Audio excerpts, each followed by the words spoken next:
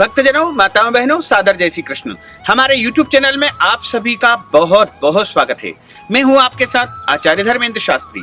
आज हम आपको बताने जा रहे हैं कि 21 जून 2020 रविवार को आषाढ़ माह के कृष्ण पक्ष की अमावस्या को सूर्य ग्रहण हो रहा है। और जब सूर्य ग्रहण होता है तो उसका सूतक ठीक 12 घंटे पहले प्रारंभ हो जाता है। और ग्रहण काल में तथा सूतक काल में गर्भवती माताओं को, बहनों को कौन कौन से ऐसे नियम पालन करना चाहिए तथा किस प्रकार की सावधानी उनको रखना चाहिए, ये हम आपको इस वीडियो में बताएंगे। तो आप सभी से अनुरोध है कि वीडियो को अंत तक जरूर देखिएगा, तभी आपको आपके सभी प्रश्नों के जवाब मिल पाएंगे। तो भक्तजनों, माताओं बहनों, इस बार 20 जून को रात्रि ठीक 10 बजे से ग्रहण का सूतक प्रारंभ हो जाएगा। और जब ग्रहण का सूतक प्रारंभ होता है तो उस समय से ही गर्भवती माताओं बहनों को सावधानी रखने की आवश्यकता होगी। यानी ग्रहण के सूतक काल के दौरान भी उनको बाहर नहीं निकलना चाहिए।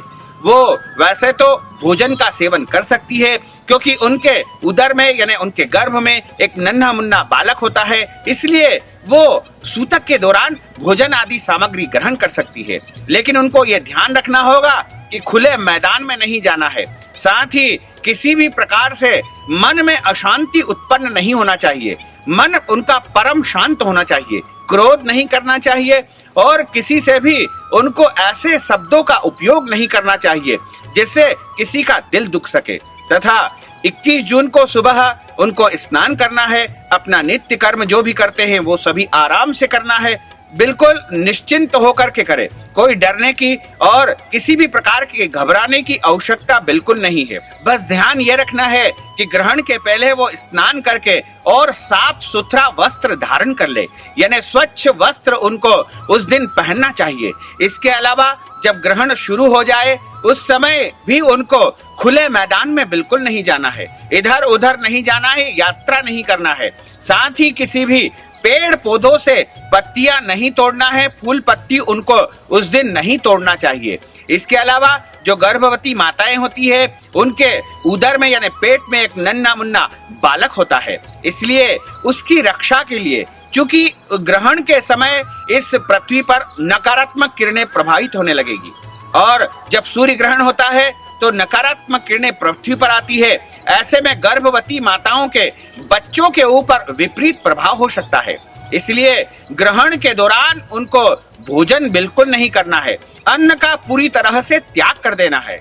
केवल यदि बहुत ज्यादा आवश्यक हो तो दवाई ले सकते हैं। इसके अलावा वो जल पी सकते हैं। इसके अलावा फल या फलाहारी वस्तु का भी वो सेवन कर सकते हैं। गर्भवती माताओं को खास बात ये ध्यान रखना है कि जब ग्रहण प्रारंभ हो जाए उस समय उनको धारदार वस्तुओं का उपयोग नहीं करना है, जैसे चाकू से सब्जी नहीं काटना है और कैंची से कपड़े नहीं काटना है। इसके अलावा सुई का उपयोग नहीं करना है, सुई में धागा भी नहीं पिरोना है। इसके अलावा हंसिया और कुल्हाड़ी का भी उपयोग गर्भवती माताओं को ग्रहण के दौरान नहीं करना चाहिए। यानी किसी भी प्रकार की कोई धारदार वस्तुओं का उपयोग गर्भवती माताओं को ग्रहण के दौरान बिल्कुल नहीं करना चाहिए। इससे परम सावधानी उनको रखना चाहिए, अन्यथा उनका होने वाला जो बच्चा है उसके ऊपर विपरीत प्रभाव हो सकता है, उसके अंग कटे हो सकते हैं। इसके अलावा खुले मैदान में नहीं जाना है और जिस कक्ष में वो निवास करती है वहां पर सूर्य की किरणें नहीं आए, ऐसा उनको ध्यान रखना चाहिए। साथ ही उनको सूती कपड़ों के ऊपर या सूती बेडशीट के ऊपर नहीं बैठना है।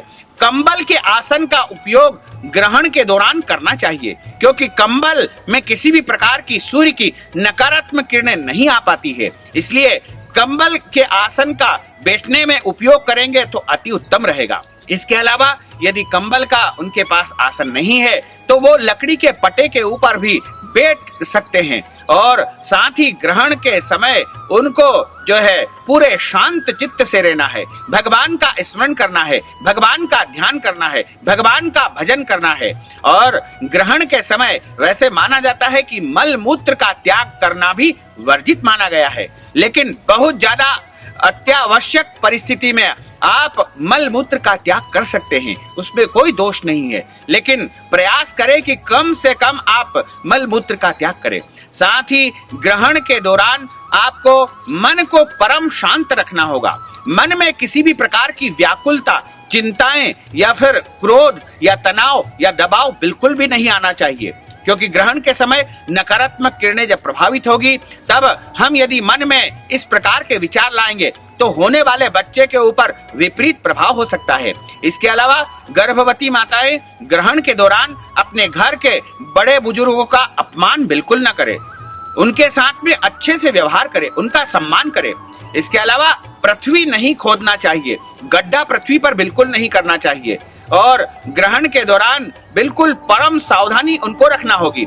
यदि वो चाहती है कि उनका बच्चा सुरक्षित रहे, संरक्षित रहे और अच्छा बालक उनको पैदा हो, तो उनको अपने पेट के ऊपर थोड़ा सा लाल गेरू लगा लेना चाहिए, क्योंकि यदि पेट के ऊपर आप लाल गेरू लगा लेंगे तो वह बच्चा जो गर्भ में है वह सुरक्षित रह सकेगा। यदि आपके घर में लाल गेरू नहीं है तो आप लाल रंग का कुमकुम लगा सकते हैं, हल्दी लगा सकते हैं, केसर लगा सकते हैं, लाल चंदन लगा सकते हैं, पीला चंदन लगा सकते हैं या फिर गोबर गोमूत्र भी आप लगा सकते हैं।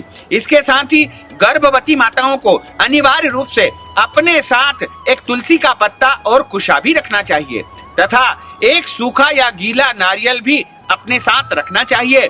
इससे ग्रहण की नकारात्मक शक्तियां उनके ऊपर हावी न हो सकेगी और वो पूरी तरह से सुरक्षित रहेगी। इसके अलावा गर्भवती माताओं को ग्रहण के दौरान भगवान का जो महामंत्र है ओम नमो भगवते वासुदेवाय, इस महामंत्र का जाप करते रहना चाहिए। यदि दूसरा कोई महामंत्र है तो उसका भी आप जाप कर सकते हैं, जैसे श्री कृष्ण शरणम मम या फिर श्री कृष्णाय गोविंदाय गोपी जन वल्लभाय नमः, इस महामंत्र का भी आप जाप कर सकते हैं या फिर अपने इष्ट मंत्र का भी आप इस दौरान जाप कर सकते हैं। साथ ही जो गर्भवती माताएं होती है उनको इस दौरान अपने सिर को खुला नहीं रखना चाहिए, यानी सिर के ऊपर कोई न कोई वस्त्र अवश्य ढक करके रखना चाहिए, अन्यथा सिर के माध्यम से जो है ये आदि व्याधि और राहु दोष शरीर में प्रवेश कर सकता है। इसके अलावा जब ग्रहण समाप्त हो जाए तब स्नान अनिवार्य रूप से करना चाहिए। गर्भवती माताओं को और सुहागिन स्त्रियों को ग्रहण समाप्ति के बाद में सिर धोकर के स्नान नहीं करना चाहिए।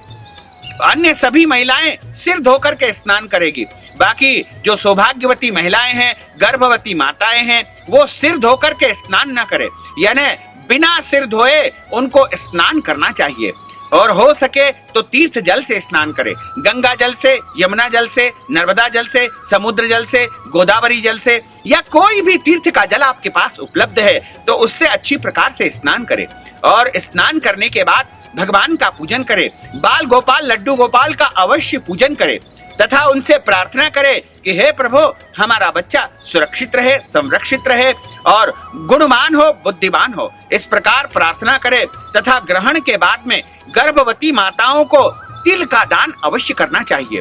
तिल का दान करने से राहु दोष समाप्त होते हैं, इसलिए यह तिल का दान गरीबों को कर सकते हैं, ब्राह्मणों को कर सकते हैं, मंदिर में कर सकते हैं। तो इस प्रकार यदि आप सावधानी रखेंगे तो निश्चित तौर से आप सुरक्षित रहेंगे और आपका आने वाला बच्चा भी सुरक्षित हो सकेगा। तो भक्तजनों, माताओं बहनों, हमने जो ज्ञानवर्धक जानकारी आपको दी है उसको आप अधिक से अधिक लोगों को शेयर करिएगा और कमेंट बॉक्स में अपने विचार अवश्य लिख दीजिएगा। साथ ही अधिक से अधिक लाइक अवश्य करिएगा और यदि अभी तक आपने सब्सक्राइब नहीं किया है तो अभी और इसी समय सब्सक्राइब अवश्य कर लीजिए। आपको और आपके पूरे परिवार को सादर जय श्री कृष्ण, सादर धन्यवाद।